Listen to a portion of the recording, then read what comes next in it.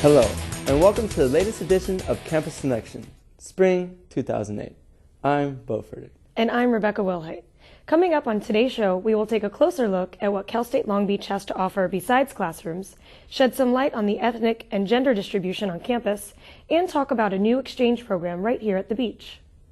Later in the show, we'll visit with a biology professor to learn about genetic changes in plants, and in our special health segment, we'll discuss STDs among young adults. We'll also see what makes the Museum of Latin American Art so popular. Then we'll talk with Dr. Margaret Costa about interdisciplinary studies, take a look at the Special Olympics in our sports segment, and discover more about Cal State Long Beach's own online radio station, K-Beach. There's no denying Long Beach State has the reputation of being a commuter school. The administration, ASI, and other campus organizations are working hard to shed that label. Kendra Fugino has more on the story. Long Beach State is a campus with over 36,000 students, second largest to Fullerton in the state of California. But most of the students don't hang around for activities outside of the classroom. So what has them saying go home instead of go beach? One reason seems to be the lack of on-campus housing. Until we can really address the housing issue, I think we won't be able to say we're not a commuter campus. To combat this issue, the Beach Pride Center and the Student Union serves as an outlet for students to get more involved.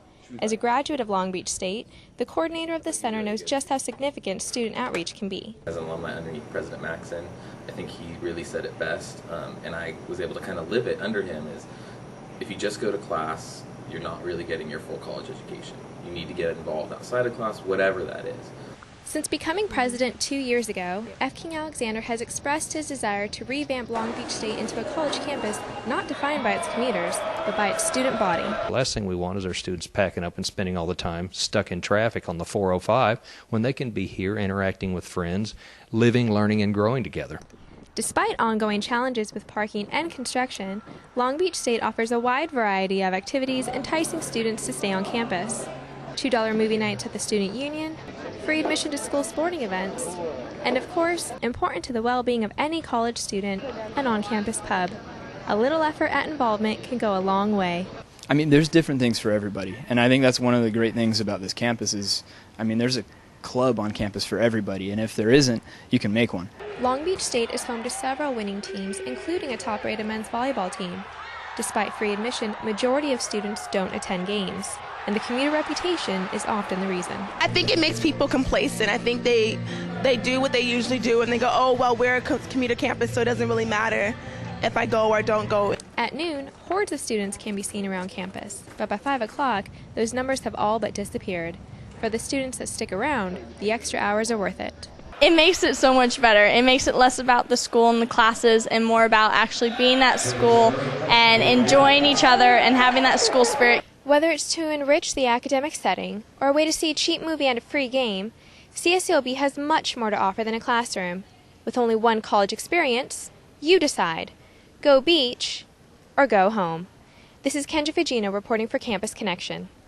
It's good to see that some students actually enjoy being at school. It sure is, Rebecca. Since we're on the topic of school, female students across the nation are actually dominating university classrooms. But current research shows the greatest amount of disparity in universities is between African American students. Here's Jordan Taylor with more on the issue. There are over 36,000 students at CSULB, but black male students only account for less than 600. In the Black Studies 310 class that I teach, the black male-female relationship class, I started teaching it about 10 years ago. And about 10 years ago, I had half and half, about half black male, half black females. And now I'm down to probably about, out of a class of 30, I probably have about 5. Some students believe reasons lie in poverty and lack of positive role models, while others say there's an insufficient awareness about the benefits of going to college. I see more people my age want to be a rapper than be in college.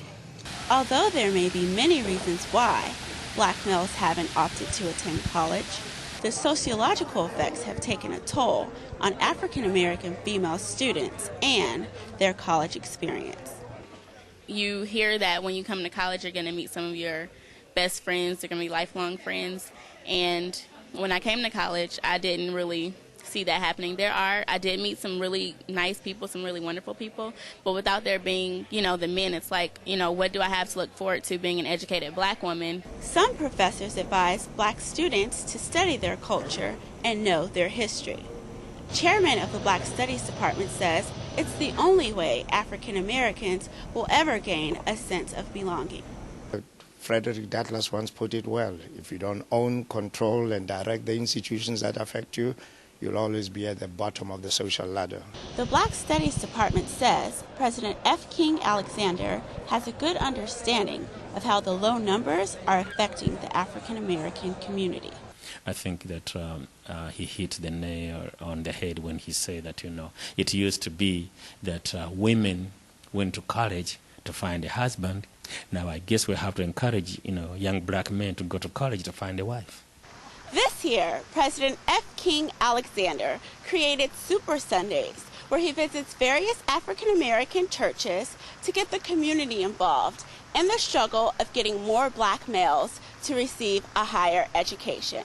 Reporting for Campus Connection, I'm Jordan Taylor, saying it's cool to be in school. Thanks, Jordan. Don't go anywhere. We'll be right back with more Campus Connection. I remember when it first hit me. Applied energy in a forward direction equals human locomotion. What does this all mean, Doctor? Well, it changed life as we know it. I thought, wow, this concept might actually change the way we get from point A to point B. I felt like Einstein inventing the telephone. I give you the human foot. Get up, get out, get moving. A message from the American Academy of Orthopedic Surgeons. Welcome back to Campus Connection. Hey, Bo, have you heard about the new exchange program taking place at Long Beach State? A program for exchange students? No, I haven't. Yeah. Brazilian students and American students here at Long Beach State now have the opportunity to share their experiences, culture, and knowledge. Here's Felipe Montero with more on the story. For the first time, students from Universidade Federal de Santa Catarina came to study during spring semester. Heitor Cardoso, one of the students, thinks this is a valuable experience. This has been a great experience because I can meet a lot of international students and American as well and improve my English. The exchange program began when students in Brazil and a Brazilian professor at Cal State wanted to give students a chance to go to school in the U.S. I was contacted by some students who were very interested in coming to the U.S. and then I contacted the Center for International Education here on campus, and the Brazilian students worked with their university to come up and to apply to the program and come up here. The Center for International Education also had an important role in the program. We worked very closely with the department to establish the exchange. Raul, one of the professors, stayed in close contact with us. So we were, as an office, very excited to have a new relationship with a school in Brazil. But there are things that Heitor still misses from Brazil. I miss the people. I guess the people there are more relaxed and more friendly. The student has tried to keep practicing activities he used to do in the home country. I've been trying to practice jiu-jitsu and wrestling. A couple of weeks ago I found out about a soccer, open soccer match they have here. Now, Dr. Hayes and the Brazilians have settled a close relationship. It kind of goes beyond just the academic side because they're coming all the way from a different country. So it even includes things like picking them up at the airport or helping them get settled with apartments and different things. Raul helped me basically with everything. He's a friend. I tell him all my problems and it's pretty much someone I can count on all the time. Next semester, American students will have a chance to study at Universidade Federal de Santa Catarina. This is Felipe Monteiro, the other Brazilian student. Muito agradecido pela oportunidade for Campus Connection. What a great opportunity for exchange students. I hope more students will benefit from the programs offered here at the beach. Definitely. Next, we'll go on to our own Thuy Nguyen, who is with biology professor Simon Malcolmer, to learn about his research with genetic changes in plants to produce more crops and biofuels. Thank you for joining us today, Professor Malcolmer. Thank you, Thuy. Thanks for the invite. So tell me about this research that you and your students are working on. Well, the research in my laboratory has two main aims. The first aim is to try and understand the relationships among different plant species. And then the second aim is to try and understand the genes that make plant species look different from one another.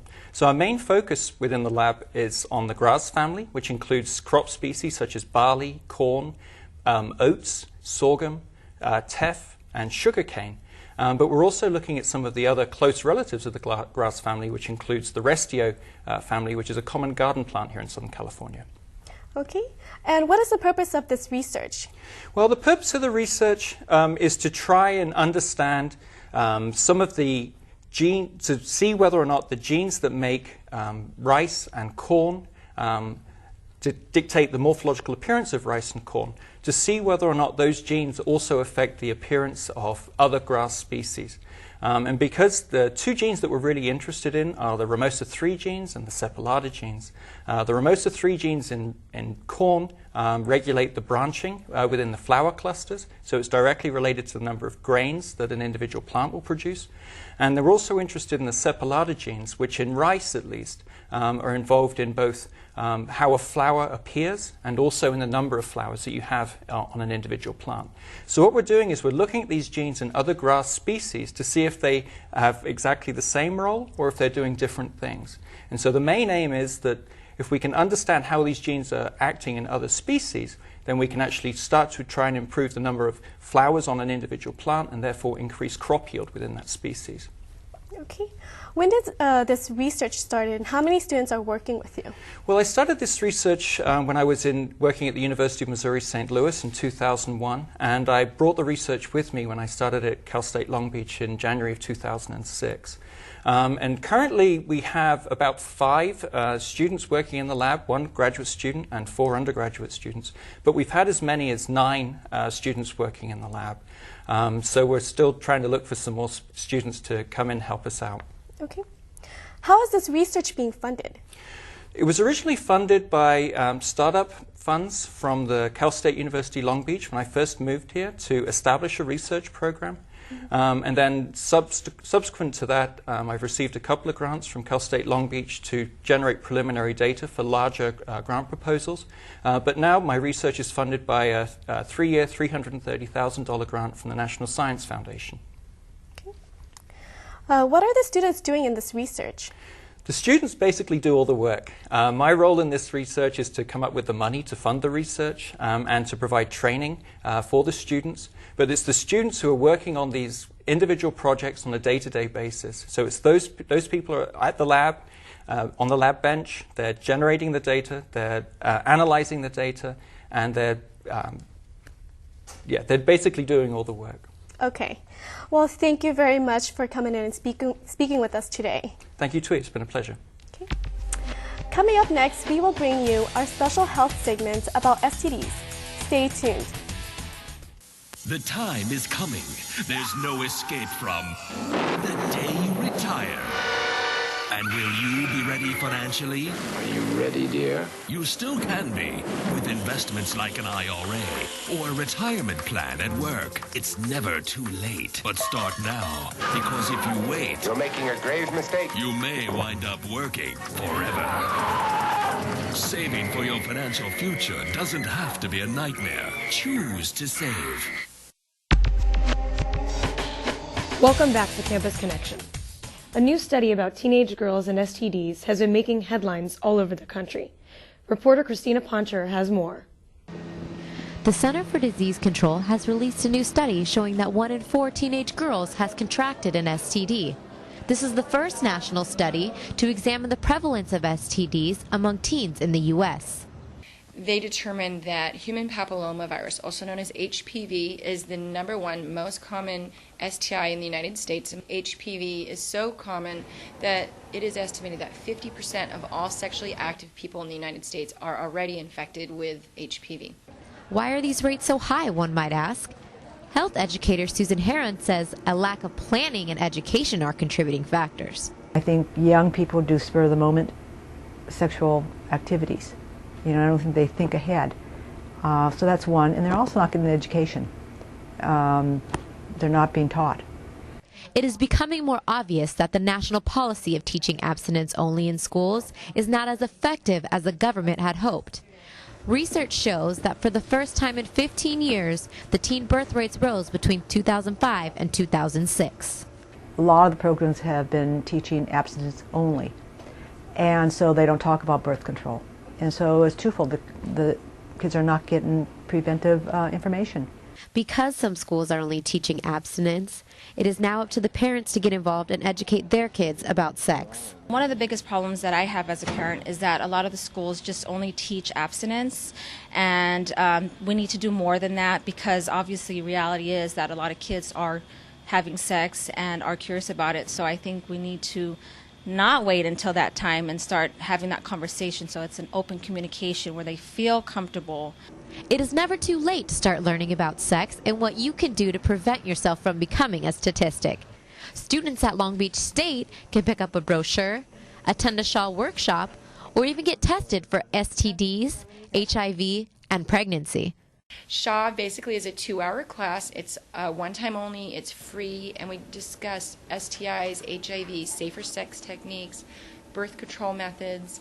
And so this is a really great component of our health education programs that a lot of students find very helpful. Long Beach State students can stop by the Health Resource Center located in the Student Health Services building and start educating themselves today. This is Christina Poncha reporting for Campus Connection. Thanks, Christina. Hopefully more teens and college students will take advantage of all the information that is out there to protect themselves. After the break, we'll go off campus to check out the Museum of Latin American Art.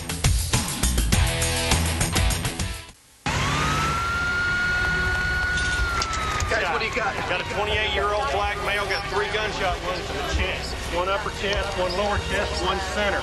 Bleeding a lot. There are 2 paths a child can take. Sir, try not to move. Still. We have a 28-year-old male. For over 25 years, we've been helping children choose the right one. Communities and schools, helping kids stay in school and prepare for life. Welcome back to Campus Connection. The Museum of Latin American Art in Long Beach provides a relaxing environment where the public can appreciate the works of underrepresented Latino artists. Here with more on MOLA is reporter Samantha Gamino. Located in historic downtown Long Beach, the Museum of Latin American Art is crossing borders and helping promote artwork created by Latin American artists from the 1950s to the present. Well, originally the museum was founded in 1996 by Dr. Robert Gombiner, who is a very well-known person in the community, a great philanthropist in the area. And his idea was to create the most important and the largest museum of contemporary Latin American fine art in the nation. MOLA consists of a permanent collection and exhibition galleries. The permanent collection, titled A Bridge to the Americas, is split into 3 themes: political history, urban and rural landscape, and mestizaje, the blending of identity. Another section of our permanent collection is divided by countries. So we have a geographical tendency to show the general public about where the different countries are in Latin America. It was her Latin roots that first brought Kathy Soto to MOLA, but it's the artwork that has her coming back to the museum. I know that especially in school, you're taught a lot about European art and art from that part of the world, but I think it's really important, and I think that, Latin American artists have really so much to offer. Mario Reynoso's mother may be a docent at the museum, but he continues to visit MOLA for its rich culture. Well, I think there's culture everywhere, but this focuses so much on a part of the world that might be not looked at because of maybe third world versus, the higher standards in Europe. And MOLA only continues to expand, with its addition of a 15,000 square foot sculpture garden featuring various plant life native to the Americas, and a new outdoor performance venue for cultural presentations. Every upgrade made by the museum is yet another way to bring art closer to the community. We are now creating film festivals. We have a Family Sunday program which is free.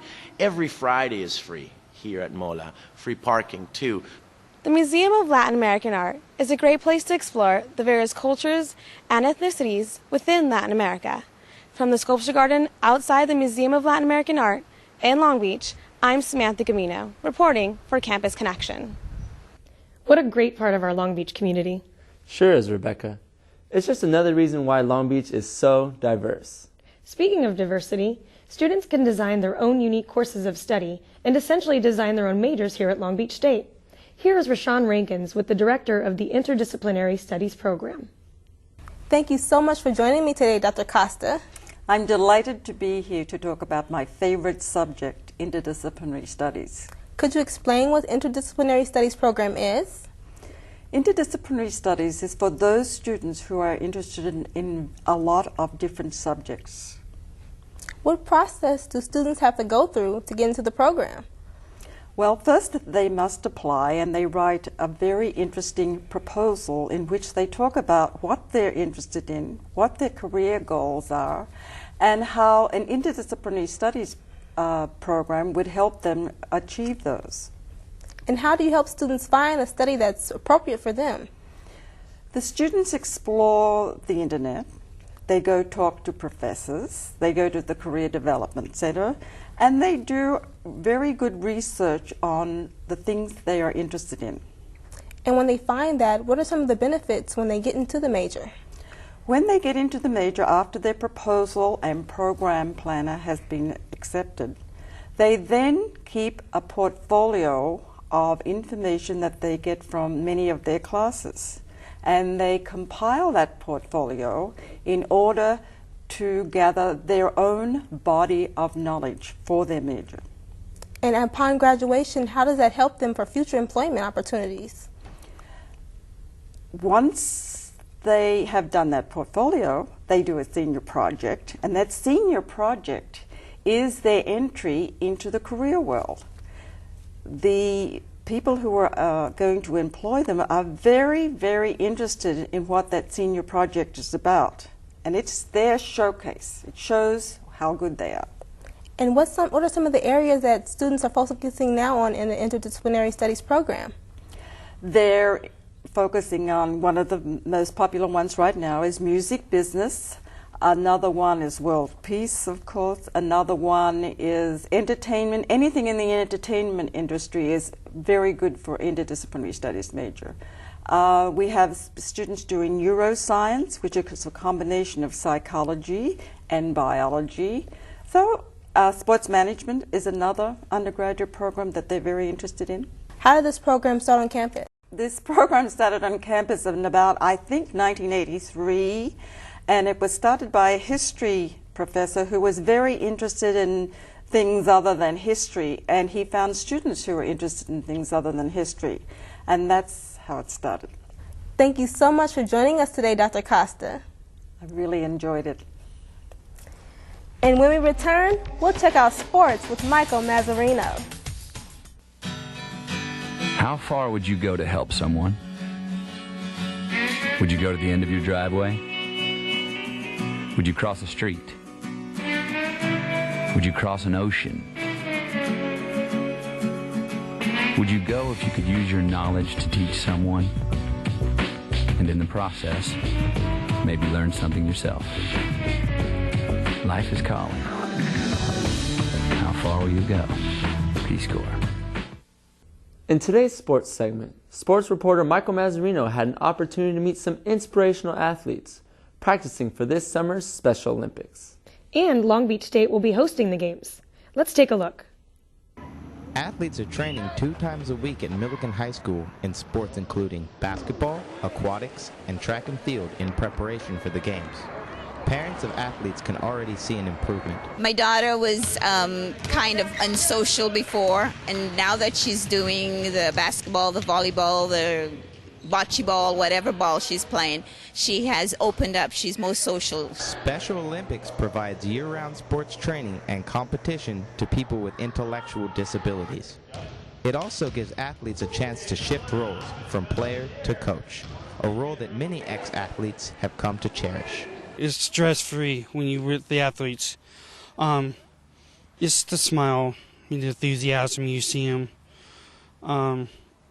It just kind of makes your day.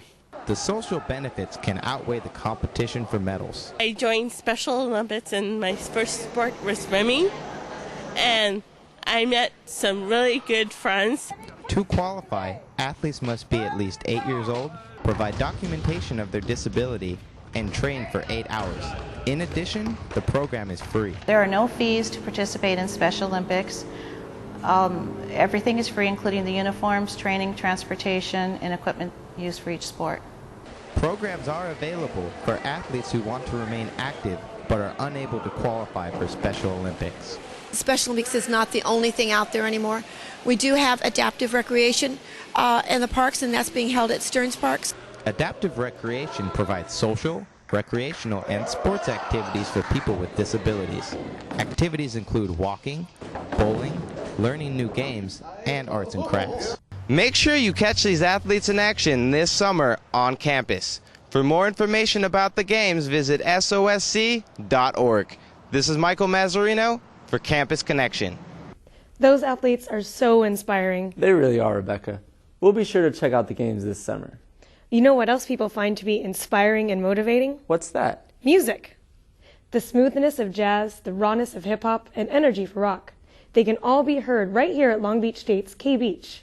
The student-run station is a resource for students to gain experience in radio broadcasting and the music industry. Here with more on K-Beach is Ashley Norris. K-Beach is internet-based, so the station can be heard around the world. The free-format station allows over 24 students to work through rotating schedules to produce their own unique show. DJs have specialty shows, such as sports and comedy, and different genres of music can be played on air. K-Beach helps students to gain skills in radio broadcasting. Getting that experience of working behind a microphone, working with the equipment, working with the software, working, this is a great place to get the experience before you jump out in the real world. K-Beach offers students the opportunities to market themselves for radio stations they are interested in. After a few trials and errors, one of the DJs landed a spot on the airwaves. Critiqued by the music director at the time, and he would tell me, okay, yeah, that sounds good, but work on this. This sounds good, work on that. And after a while, he just saw me in there so many times, he was like, look, okay, you got a slot. It's Sunday night, okay, let's see how you do. And it worked out from there. Non-broadcast majors who volunteer with K-Beach have taken a keen interest in radio after being exposed to what the industry can offer. Definitely, if I could do something with radio, I really like it. Being here and working here has really opened my eyes a lot. K-Beach is trying to expand their audience base to an FM frequency in HD, so listeners can have alternative ways to tune in to the station. I think the HD signal is really the way that we're going to be able to expand. And I think if we do get that signal, it's going to be something very, very positive for the station and for Cal State Long Beach as a whole. Students take advantage of the opportunities at K-Beach to show their love of music. Some shows inspire and entertain listeners. They might be feeling low, and they know about the show, so they'll turn on the show to help uplift them, make their day better or their week better. Whether if you want to be on air or behind the scenes, K-Beach is always open for students to come in and introduce our community to different types of music. This is Ashley Norris reporting for Campus Connection. Well, that's all we have for today's show. I'm Beau Fergus. And I'm Rebecca Wilhite. Thanks for watching. See you at the beach.